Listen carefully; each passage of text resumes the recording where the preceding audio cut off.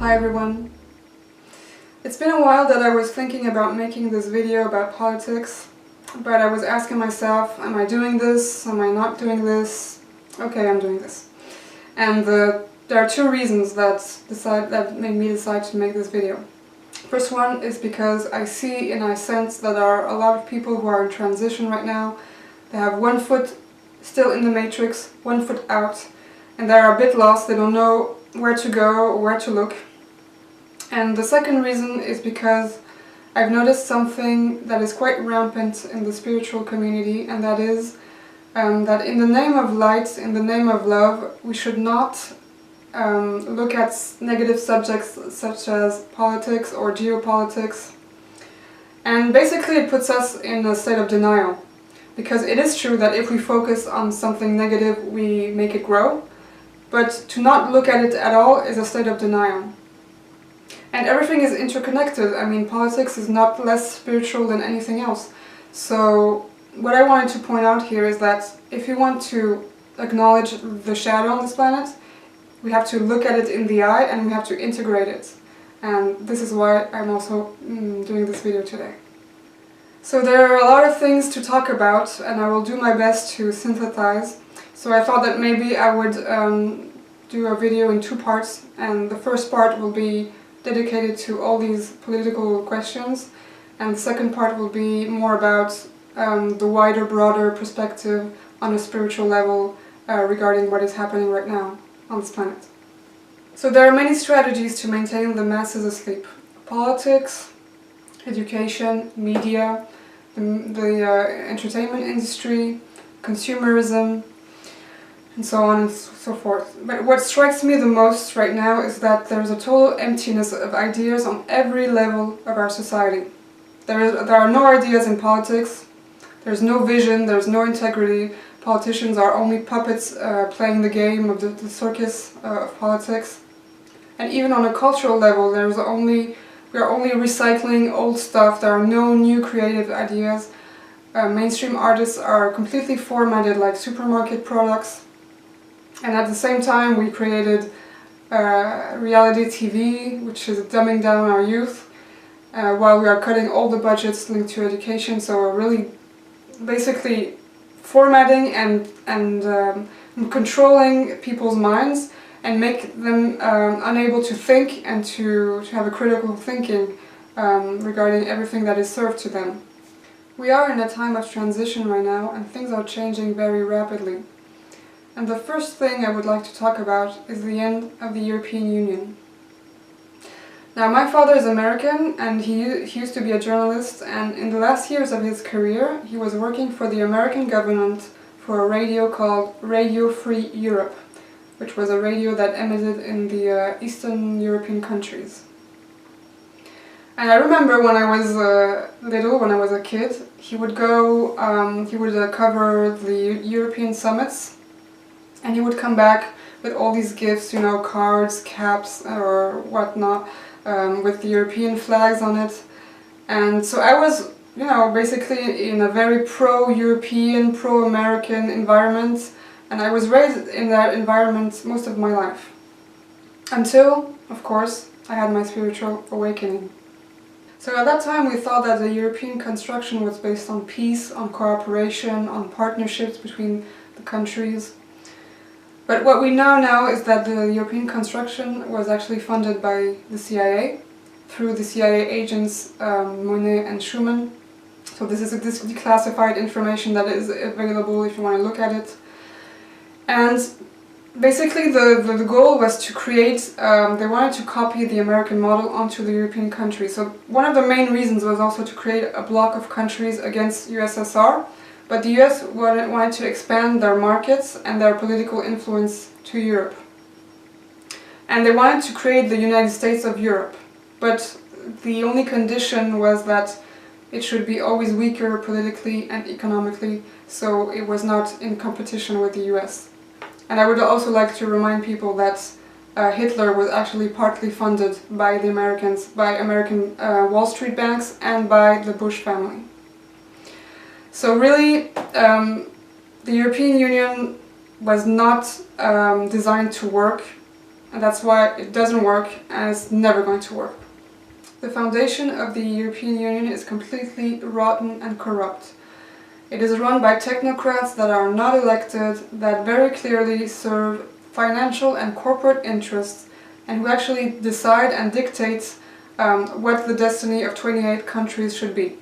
27 now that the UK is out. And also the European treaties were forced onto the people. I remind you that in 2005 there was a referendum on the constitution in France and in the Netherlands that voted no.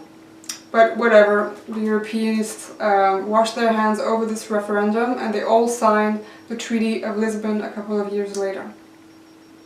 The impoverishment of Europe is directly due to the liberal socio-economic decisions that are made at the European Commission, such as the austerity measures, the free movement of capital, which lead to unemployment and relocations, the dismantling of family agriculture for an industrial agriculture, etc., etc. So this is why people are losing completely interest in politics. It's because whether they vote right or left, they end up with exactly the same thing. And that's because politicians are only pawns that actually apply the social, economic and political agenda that the European Commission has decided.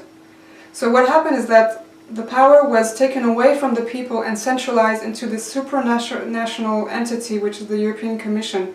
And there's nothing more anti-democratic and more dangerous than that. It's almost like we're in a dictatorship, actually. And then they make us believe that we can change Europe, that we can renegotiate the treaties, but that is completely false. We cannot renegotiate the treaties. And why can't we? Because to renegotiate one line in the treaties, we need to have the unanimous agreement of the 27 countries, now that the UK is out, and the 27 people. It's simply impossible. And the other lie that is told about Europe is that Europe is peace. But that is also not true, because the European Union is like the civil aspect of the military entity, which is NATO. And NATO, we know that is actually led by the US, though the headquarters are in Brussels. And we have seen what NATO led us to do, what NATO is doing in the Middle East. So we are bombing countries, we are having a very neo-colonialist attitude towards those countries. We are leaving them in total chaos, and these countries become rampant with terrorism. So really, the US has become, in the last decades, a permanent war machine, and they are doing that to gather all the power and all the resources in those regions, so oil and gas. The EU is a sinking ship.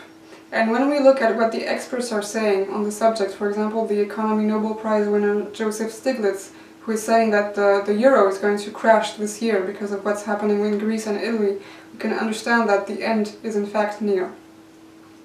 But despite that, the media, which we know serve the same interests as the European Commission, which are financial and corporate interests, still are spreading this propaganda about exiting the EU. It's going to be the apocalypse, it's going to be a catastrophe, etc., etc. We have seen this with the Brexit last year. As soon as we get out of this indoctrination and this way of thinking, then they wave the flag of fascism, racism, or conspiracy theory. And I'm going to be very clear about one thing here. The system will not be changed from within. The system will crash and something new will emerge, a new paradigm will emerge. Because that's like saying in a monarchy, for example, that the king is going to cut his own head off to give back the power to the people. It's simply not going to happen. The EU was created to serve financial and corporate interests. It was never created to serve the people, period. I will also recall that the term conspiracy theory was invented in the 60s after the assassination of Kennedy to silence any other theories about his murder. And it has been since then used by the system in a very intelligent way. First, to close all debates about, disturbing questions. Two, to ridicule and ostracize any person that questions and challenges the system. And they use what I call the black sheep policy, which is to actually lead the masses to stigmatize their own fellow citizens when they don't follow the system's propaganda. So that's really a genius invention. I think even George Orwell didn't think about that. Another tactic that is used for mass manipulation is to manipulate through emotion. Now, don't get me wrong, I'm all about emotions. I teach people to reconnect with their emotions and allowing their emotions to run through. But when emotion is used to manipulate, then it becomes a catastrophe, because when we are in emotion, there is no discernment and there is no critical thinking. And from there, anything can be passed on onto the people. The European countries must take back their freedom, their sovereignty, and their democracy. And there is another negative aspect in all of this. It's the rise of extremism, racism, and fascism within Europe, which is a direct consequence of all the policies that were applied in the last decades, the rise of unemployment and poverty. Now, everything was done to create this climate of separation and of fear within Europe, and the rise of these extremist parties actually served the system, because it becomes like the big bad wolf that we must fight. And so all the attention and all the focus is on that, and all the political questions of substance are completely overshadowed. I will speak specifically about the case of what's happening in France, because there are very important presidential elections in France in 1 month, and also because I'm French and I live in France. And for example, I would like to talk about the Front National, which is the extremist party here in France, and how it was funded actually in the 80s by the cult called Moon and the Bush family, and not many people know that. So this is a party that was created to maintain the status quo in French politics, because, like I said before, it becomes the big bad wolf that we have to fight, and so all the rest is overshadowed.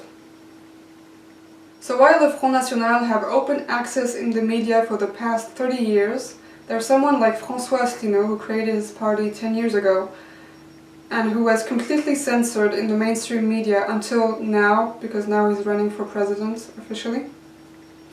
And I'm not here to tell people who they should vote for, I'm just going to expose really my own personal opinion about him. So like most people, I discovered him on the net, on YouTube, through his videos and his very insightful conferences, and I immediately felt that this guy was in the light and in his heart. He is not serving his ego, he is serving the collective of his country, and he has very rare qualities in politics, which are integrity and wisdom. And for the sake of this video, because I knew I was going to talk about him, I actually attended his meeting last night, where there were over 1,000 people, very enthusiastic and packed with young people, which really shows that there's nothing old-fashioned about saying that we should get out of the European Union, because he's for the Frexit. On the contrary, it's the future. Among his other propositions, he wants to renationalize all major public services, which is a French tradition, and right now they are being sold to private entities. He wants to have public social security for all and write it down in the constitution, which is also a French tradition. He would like to go back to family agriculture, organic agriculture, and free of GMOs. He would like to have a referendum on the nuclear energy. And he would like to reopen partnerships and relationships with international countries. So because of that, because he's the only candidate in this election that wants to get out of the EU, out of NATO, and out of the Euro, he is going to be the man to knock out during this campaign. And it has already started. So basically they are saying that he's a conspiracy theorist, they are saying that he's a guru. They are attacking him on his looks, which is quite relevant on the fact that they don't have any arguments against him. I would also like to speak briefly about what journalism has become nowadays. As I've just mentioned, Asselineau is being attacked by journalists, and they're accusing him of being a conspiracy theorist because he says that the EU was funded by the CIA, and also because the Dalai Lama was funded by the CIA. This is all declassified information that was also taken by the press, so there were articles about that. So this shows how journalists are not even doing what a journalist should be doing, that is fact-checking. That's like the essential work of a journalist, is to do that. 10 years ago I did a master's degree in journalism, so I really saw how journalists are being trained, and I was completely outraged by that. That's why I finished my year, but I didn't continue. What I saw is that journalists are indoctrinated, they are brainwashed, they are told not to think for themselves, not to have critical thinking. And basically all information comes from press agencies that are owned by corporate interests or financial interests. And they say, this is the truth, now you can spread that. But don't question it, do not question it. And this is why journalists have become instruments of propaganda. Nowadays it's the whistleblowers such as WikiLeaks or Snowden that are doing the job that journalists should be doing. And they are treated like criminals. So really, journalists, for me, is a watchdog of democracy. It's not a lapdog of the billionaires that have the social, economical and political control over our society. I have lost all interest in politics for the last 10 years, but this year, for the first time of my life, I am going to vote with a real conviction. So this is the end of the first part of this video, so I invite you to watch the second part.